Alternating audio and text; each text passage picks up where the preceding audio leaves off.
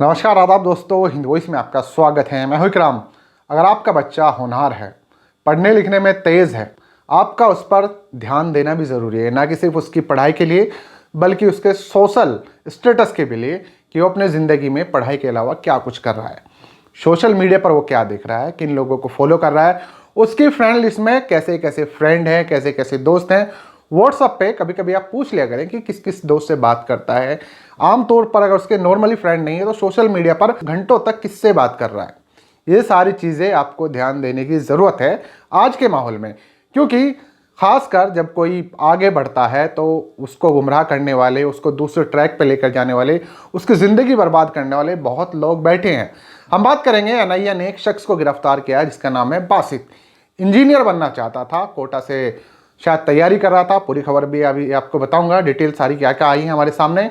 बनारस का रहने वाला था और एक बहुत बड़ी फैमिली से ताल्लुक़ रखता था। अच्छा खासा आलीशान मकान था उसके फादर का, अच्छा खासा बिजनेस है उन लोगों का।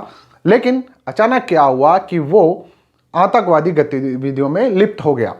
एनआईए तकरीबन 1.5 साल से उस पर नज़र रख रही थी, उसकी गतिविधियाँ चेक कर रही थी और यहाँ पर उसे एक बहुत बड़ा काम दिया गया था आतंकवादी संगठन द्वारा, जो कि देश के बाहर बैठे हुए हैं और उसे कुछ काम सौंप रहे थे।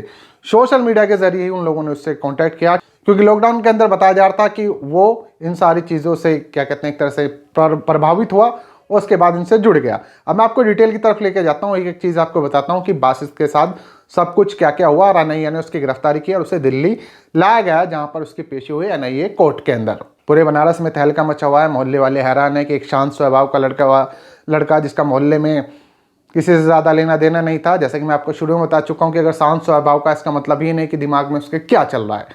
तो चलते हैं इस खबर की तरफ, पूरी डिटेल आप लोगों के सामने रखता हूँ। लेकिन एक अपील है कि वीडियो अगर फेसबुक पर देख रहे हैं तो फेसबुक पेज को फॉलो कर सकते हैं, यूट्यूब पर देख रहे हैं तो चैनल को सब्सक्राइब कर सकते हैं। अब चलते हैं इस खबर की तरफ।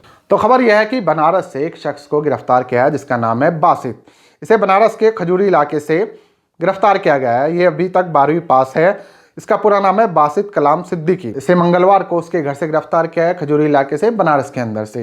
और उससे पूछताछ के बाद ये पता चला कि फिलहाल जो ये पकड़ा गया है ये राजस्थान से इंजीनियरिंग की तैयारी कर रहा था, इंजीनियर बनना चाहता था। बड़े ही शांत स्वभाव का लड़का है, इसके मोहल्ले वालों का ऐसा कहना है। और ये घर पर ही रहकर ऑनलाइन पढ़ाई कर रहा था। लेकिन ऑनलाइन होने का मतलब ये नहीं कि सिर्फ वो पढ़ाई कर रहा था। अब देखिए इस खबर में क्या क्या चीज़ें निकल कर आ रही हैं। बासित के जो फादर हैं, जो उसके वालिद साहब हैं, वो चंदौली में ही हैचरी का कारोबार करते हैं। अच्छा खासा कारोबार है उनका, आलीशान घर है, बड़ा सा घर है। लेकिन इस घर में अब सन्नाटा छा गया है। बाप और भाई से भी पूछताछ हुई है, फैमिली के और परिवार से पूछताछ हुई है। एनआईए ने कहा कि आप शहर छोड़कर न जाएं, घर पर ही रहें। एनआईए का जैसा अभी एनआईए के सामने चीज़ें सामने आई, उसमें ये आई कि 2020 में जब लॉकडाउन चला तो ये आईएसआईएस के मॉडल से प्रभावित हुआ, घर पर ही रहकर ऑनलाइन चीज़ें देख रहा था, उससे इंस्पायर्ड हो गया और उसके बाद उस चीज़ से कहीं ना कहीं उनसे जुड़ गया। उसके बाद इसे बहुत सारी चीज़ें सौंपी गई, जिसमें इस्लामी आंदोलन को आगे बढ़ाने, यानी कि जो चीज़ें सामने आ रही है कि वहाबी आंदोलन उससे प्रभावित था, उसे आगे बढ़ाने की जिम्मेदारी से सौंपी गई। गैर इस्लामिक रीति रिवाजों से ये नफरत करने लगा था। इसके सोशल मीडिया से सारी जानकारी शायद सामने आई है, जिस तरह की मीडिया रिपोर्ट हमारे सामने आ रही है। और ये खुद को अहले हदीस भी कहता था। उसके अलावा इसका टारगेट ये था कि हिंदू धर्म स्थलों पर हमला करना है। यहाँ पर मीडिया रिपोर्ट्स में ये चीज़ें सामने आ रही कि बहुत सारी ऐसी चीज़ें हैं जिन पर इन्हें काम दिया जाता है। उसी के चलते बासित जो है कहीं ना कहीं से इंस्पायर था। अब इसकी गिरफ्तारी हो चुकी है। पूछताछ के बाद असली पिक्चर क्लियर हो जाएगी और क्या क्या नया अपडेट आएगा आपको अगले अपडेट में ज़रूर बताऊँगा।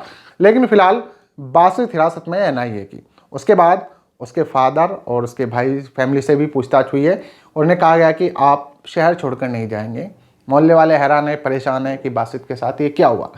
अब कुछ लोग इस खबर पर आकर नीचे कमेंट में ये भी लिख सकते हैं कि भैया नाहक किसी को फंसाया जा रहा है।